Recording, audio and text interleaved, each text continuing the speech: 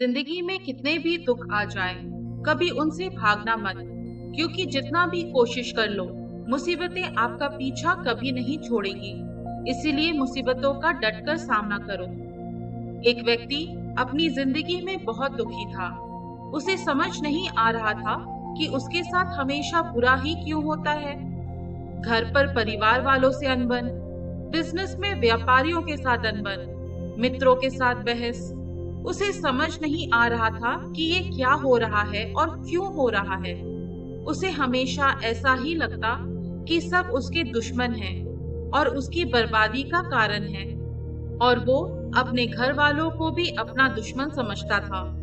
किसी ने उसे कहा, शायद किसी ने तुम्हारे ऊपर काला जादू किया है। तब उसने उस काले जादू को हटाने के लिए कई तंत्र मंत्र करने वालों को दिखाया, पर कोई फायदा नहीं हुआ। एक दिन परेशान होकर वो इधर उधर टहल रहा था तो उसे एक सिद्ध बाबा मिले। उसने बाबा को अपनी सारी व्यथा बताई और बाबा से पूछा, बाबा आप ही बताइए, मेरे इस दुख का असली कारण कौन है? कौन मेरी जान के पीछे पड़ा है? बाबा ने अपनी दिव्य दृष्टि से देखकर बताया, तुम्हारे घर का ही कोई है जो तुम्हारे इस दुख का जिम्मेदार है। उसने तुम पर जादू टोना किया है और तुम्हें अपने परिवार वालों से बचकर रहने की जरूरत है। आने वाला समय बहुत मुश्किल होने वाला है। उस व्यक्ति ने बाबा से इस समस्या का निवारण पूछा। बाबा ने उसे बहुत सारे उपाय बताए और कहा, तुम्हें एक तंत्र विद्या करनी होगी। फिर वो व्यक्ति घर चला गया और घर में हर किसी को शक की नजर से देखने लगा। रात हुई और वो व्यक्ति बाबा के कहे तंत्र मंत्र करने के लिए डरते डरते शमशान पहुंचा। उसने देखा कि एक चिता जल रही है और उस चिता के पास एक व्यक्ति बैठा है जो जोर जोर से हंस रहा है और कह रहा है, अरे ओ भाई, चिता पर सवार होकर कहाँ जा रहे हो? जिंदगी भर दूसरों को दुख दिए ताकि खुद सुखी रह सको, फिर भी बिना सुख लिए खाली हाथ कहाँ जा रहे हो? यह व्यक्ति उस शमशान वाले व्यक्ति के पास गया और पूछा, भाई तुम कौन हो और इतनी रात को इस शमशान में क्या कर रहे हो? तो व्यक्ति ने कहा, मैं एक सन्यासी हूँ और यहाँ आता हूँ जीवन को मृत्यु में बदलते देखने के लिए, कि कैसे सदैव अपने आप को अमर मानकर कर्म करने वाला व्यक्ति दुख से पीछा छुड़ाकर सुख के पीछे भागता है और अंत में यह देह छोड़कर अग्नि में भस्म हो जाता है। फिर सन्यासी ने उस दूसरे व्यक्ति से पूछा, तुम इतनी रात को शमशान में ज्ञान प्राप्त करने तो नहीं आए होगे, क्या स्वार्थ सिद्धि करने आए हो? व्यक्ति ने कहा, गुरुदेव आप तो ज्ञानी हैं, आप सब जानते हैं। मेरा बुरा वक्त चल रहा है और लोग मेरे साथ बुरा बर्ताव करने लगे हैं। लोग मुझसे जलते हैं और सब मिलकर मुझे बर्बाद कर देना चाहते हैं। इसीलिए एक सिद्ध बाबा के कहने पर मैं यहाँ तंत्र मंत्र करने आया था। गुरु मुस्कुराए और कहा, अरे इतना सब करने की क्या आवश्यकता है? ये तो मैं तुम्हें अभी भी बता सकता हूँ कि तुम्हारे दुख का कारण कौन है। वो व्यक्ति गुरु के चरणों में गिर गया और कहा, गुरुदेव जल्दी बताइए, मैं अभी उसे अपने घर से बाहर निकाल दूंगा। गुरु ने कहा, हाँ बताता हूँ, पर इतनी जल्दी क्या है? पहले ये तो बताओ कि क्या तुम्हें तैरना आता है? व्यक्ति ने कहा, नहीं गुरुदेव, मुझे पानी से डर लगता है।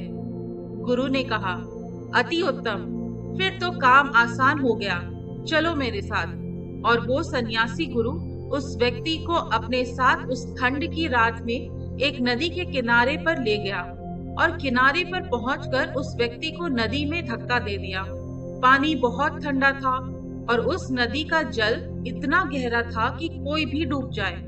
उस व्यक्ति को तैरना नहीं आता था, इसलिए वो चिल्लाया, बचाओ, मुझे कोई बचाओ। पर वहां कोई नहीं था जो उसे बचाने आता। उसने हाथ पैर मारने की बहुत कोशिश की, पर कोई फायदा नहीं हुआ। वो व्यक्ति डूबने लगा और उसने सन्यासी को मदद के लिए पुकारा। सन्यासी पानी में कूद गया और उस व्यक्ति को बाहर खींच लाया और उससे पूछा, क्या तुम ठीक हो? उस व्यक्ति ने कहा, अरे, क्या तुम कोई पागल हो क्या? सारी दुनिया मुझे मारना चाहती है, तुम भी उन्हीं में से एक हो। ये सुनकर गुरु बहुत जोर से हंसे और उस व्यक्ति को अपने झोले से कंबल निकालकर दे दिया और कहा, शांत हो जाओ और पहले मेरे कुछ सवालों के जवाब दो। तुम उस नदी में डूब रहे थे क्योंकि ये नदी यहाँ पर है। व्यक्ति ने कहा, हाँ बिल्कुल सही। गुरु ने कहा, तुम उस नदी में डूब रहे थे क्योंकि उस नदी का पानी गहरा था। व्यक्ति ने कहा, हाँ बिल्कुल सही, यही वजह थी। गुरु ने फिर कहा, तुम उस नदी में डूब रहे थे क्योंकि तुम्हें कोई बचाने नहीं आ रहा था। व्यक्ति ने कहा, हाँ आप बिल्कुल सही कहते हैं। गुरु ने कहा, तुम उस नदी में डूबकर मरने वाले थे क्योंकि मैंने तुम्हें इस नदी में धक्का दिया था। व्यक्ति ने कहा, हाँ यही बात है, आपने ही मुझे धक्का दिया था। अगर आप मुझे धक्का नहीं देते तो मैं नहीं डूब रहा होता। अचानक गुरु उस नदी में कूद गए। उस ठंडी रात में, उस ठंडे पानी में गुरु बड़े आराम से मजे ले लेकर तैर रहे थे और बहुत दूर तक तैरने के बाद वापस उस व्यक्ति के पास आकर बैठ गए। आसपास की लकड़ियां इकट्ठी की और आग जला ली। फिर उस व्यक्ति से पूछा, यह नदी भी यही है?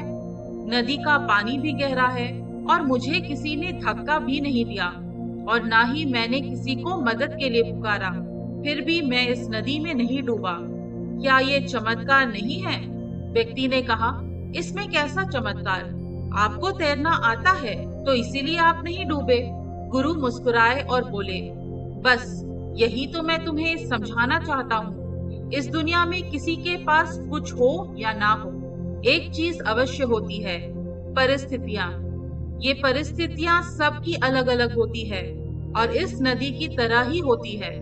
कभी कभी पानी गहरा भी होता है, तेज भी होता है, कभी शांत भी होता है और कभी बाढ़ भी आ जाती है। इसीलिए इन परिस्थितियों में जिसने तैरना सीख लिया वो कभी बचाओ बचाओ नहीं चिल्लाता, वो हमेशा तैरकर बाहर आ जाता है। अब बताओ कि अगर तुम इस नदी में डूब रहे थे तो इसमें किसका दोष था? क्या इसके लिए नदी दोषी थी या मैं जिसने तुम्हें धोखा दिया और उस नदी में धक्का दिया, या वो लोग जो तुम्हें बचाने नहीं आए? वो व्यक्ति गुरु के चरणों में गिर गया और कहा, दोष मेरा है गुरुजी, मुझे तैरना नहीं आता। गुरु ने कहा, अब जाओ, तुम्हारे दुख और परेशानी ये सब तुम्हें एक अच्छा तैराक बना देंगे और फिर तुम कभी परिस्थितियों की नदी में नहीं डूब सकोगे। पर याद रहे, अगर तुम अपने दुख से भागे नदी में डूब जाओगे, तुम्हें कोई बचाने के लिए नहीं आएगा।